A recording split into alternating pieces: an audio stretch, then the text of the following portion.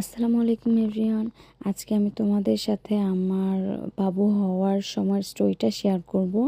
তো আমি false labour pain নিয়ে আসছি হসপিটালে। তো ডক্টর দেখছে যে আমার 2 সেন্টিমিটার খুলছে, তাই আমাকে এমার্জেন্সিতে ভর্তি করায় ফেলছে। আসলে আমি বুঝি নাই যে আমার অ্যাক্টিভ লেবার না, এটা ফলস ছিল, যেহেতু ফার্স্ট টাইম প্রেগনেন্সি। তো আমাকে এমার্জেন্সিতে রাখছিল, আর হচ্ছে আমাকে স্যালাইন দিয়ে রাখছিল। খাবার দেয় নাই ফার্স্টে, পরে দেখতেছি যে আমার জরায়ের মুখ আর বেশি খুলতেছে না, সেজন্য আমাকে স্যালাইন অবস্থাতেই খাবার অ্যালাউ করছে। যে এখন আপাতত হওয়ার সম্ভাবনা নাই, কারণ আপনার অ্যাক্টিভ লেবারে যাইতে হলে কমসে কম 4 থেকে 5 সেন্টিমিটার জরায়ের মুখ খোলা লাগবে। তো আমি এভাবেই ছিলাম, স্যালাইন দিয়ে রাখছিল আমাকে। মেডিসিনটা অফ করে রাখছিল, পেইন উঠানোর যে মেডিসিনটা ওইটা অফ করে রাখছিল, কারণ যেহেতু 2 সেন্টিমিটার বেশি খুলতেছে না, বাবুর উপর এফেক্ট করবে। যেহেতু আমার 2 সেন্টিমিটারের বেশি খুলতেছিল না, তাই আমাকে রাত্রে ওনারা ওয়ার্ডে ট্রান্সফার করে দেয় যে যদি আপনার পেইন হয় তাহলে আবার এমার্জেন্সিতে নিয়ে যাওয়া হবে। তো আমার পেইন বলতে কি, ওই যে বললাম ফলস, আমি যেহেতু ফার্স্ট টাইম মা, আমি বুঝি নাই। তো আমার বারবার একটু পরপর পেইন হইতেছিল, মানে অ্যাক্টিভ পেইন না, ফলস পেইন। তো আমি বলছি ওনাদেরকে, ওনারা আবার আমাকে এমার্জেন্সিতে আইনা রাখছে। তো আমার হাজব্যান্ডও ছিল আমার সাথে সাথে।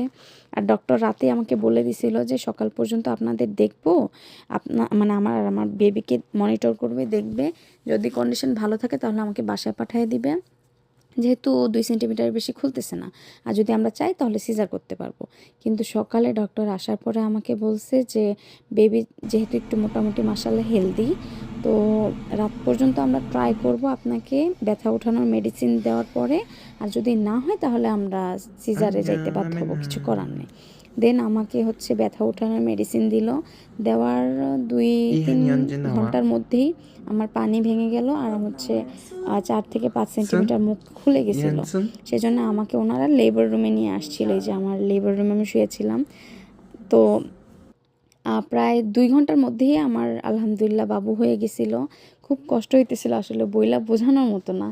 যখন দেখলাম যে অ্যাক্টিভ লেবারের পেনটা কেমন, আমার অবস্থা খুবই খারাপ হয়ে গেছিলো। আর আমি হচ্ছে ইপিডুরাল নিয়েছিলাম। ইপিডুরাল নেওয়ার কারণ হচ্ছে আমি মানে এত ব্যথা সহ্য করতে পারতেছিলাম না আর কি। ইপিডুরাল নিলে হয় কি, যে আপনার কোমরের পেনটা একটু কমে। আর আপনার ঠিকই বাবু হওয়ার যে পেইনটা ওইটা ঠিকই হবে, কিন্তু কম হবে। তো আমি নিছিলাম। আর বেবি হওয়ার পরে আমি ওই যে ভিডিওতে দেখলেন ফার্স্ট টাইম দেখা করছিলাম, মানে আমাকে ফার্স্ট টাইম দেখাইছে বেবি। তো আমি মানে বিশ্বাসই করতে পারতেছিলাম না আমার যে বেবি হয়ে গেছিলো। আলহামদুলিল্লাহ, আমি খুব খুশি ছিলাম। আমার আসলে প্রায় 3 দিন ধরে ঘুম হয় নাই, বললাম, যেহেতু পেইন। তো না ঘুমানোর কারণে আমি ওই বাবুকে কোলে নিয়ে আমার মনে হইতেছিল আমি নিস্তেজ হয়ে যাব। তো সেই জন্যে আমি আর কি আমার ফেসটা ঢাইকা দিছি, খুবই বিধ্বস্ত অবস্থায় ছিলাম। দেন বাবু হওয়ার পরে আমাকে আবার ওয়ার্ডে ট্রান্সফার করে দিছে। আমার অবস্থা দেখেন, মানে সুই গাঁথতে গাঁথতে আমার অবস্থা খারাপ করে দিচ্ছে, মানে ইনজেকশন আর কি। আমার ভেইন মানে রগ খুঁজে পায় না, তো এই জায়গায় সেই জায়গায় অনেক ইনজেকশন দিছে, ব্লাড নিছে। দেন আমার হাজব্যান্ড আসলে অনেক কেয়ার করতেছিল, যেহেতু ফার্স্ট টাইম আমি মানে আমার হচ্ছে আবার ছোট সিজার যেটারে বলে, মানে আমার নিচে কাটা পড়ছে আর কি। তো সাইড কাটা বলে, অনেকে ছোট সিজার বলে। তো ওইটার জন্য আমার খুব পেইন হইতেছিল, সেই জন্য আমি নড়াচড়া করতে পারতেছিলাম না। তাই আমার জামাই আমাকে খাওয়াই দিতেছিল, এর আগেও দেখছেন যে খাওয়াইতেছিল। দেন পরের দিন মানে হচ্ছে আমি হসপিটালে গেছি বৃহস্পতিবারে দুপুরে। দেন সারা দিন দেখছি, রাত দেখছি। বাবু হয়েছে শুক্রবার, হওয়ার পরে বিকালে হয়েছে। বিকালে হওয়ার পরে আমাকে ওনারা ট্রান্সফার করে দিছে। ওই দিন আর বাবুকে দেখতে দেয় না। এর পরের দিনে এই যে দেখতে পারতেছেন, আমরা বাবুর সাথে দেখা করতে গেছিলাম।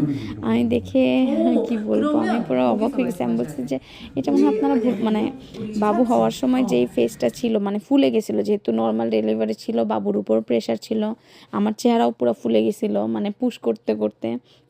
আর বাবুও যেহেতু ওর কষ্ট হয়েছে, আর বাবু অনেক উপরে ছিল, নামতেছিল না, তার জন্য ওর চেহারা টেহারা ফুলে গেছিলো যখন পুশ করছে অনেক বেশি।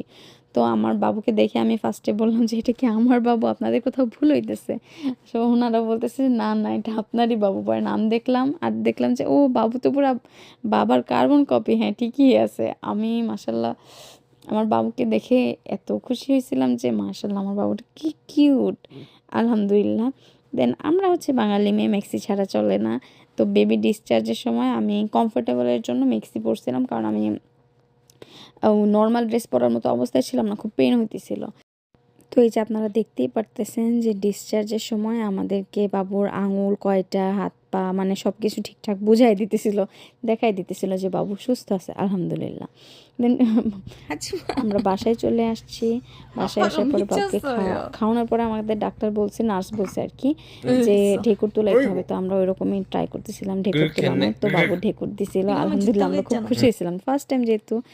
আর আমার বললামই যেহেতু নিচে সাইড কাটা পড়ছে আর কি, যে ছোট সিজার হয়েছে, সেটার জন্য আমি খুব নড়াচড়ায় কষ্ট হইতেছিল।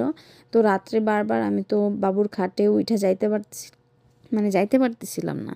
তো সেই জন্য আমার হাজব্যান্ড কি করছে, ওই বলতেছে তুমি ঘুমাও, আমি একটু রাখি। তো এই ফাঁকে বাবু জাস্ট ক্ষুধা লাগা আর পটি করা ছাড়া বাবুরে আমার জামাই রাখছিল। প্রথম রাতটা আমার খুব কষ্ট হয়েছিল, কিন্তু আমার জামাইয়ের জন্য আলহামদুলিল্লাহ খুব ইজি হয়ে গেছিলো। তো এই ছিল আমার বাবু হওয়ার সময়ের পুরো স্টোরি। আমি আসলে ভালো মতো বলতে পারি নাই, খুব ফাস্ট বলছি কারণ বাবু এখন ঘুমাইতেছে। আল্লাহ হাফিজ।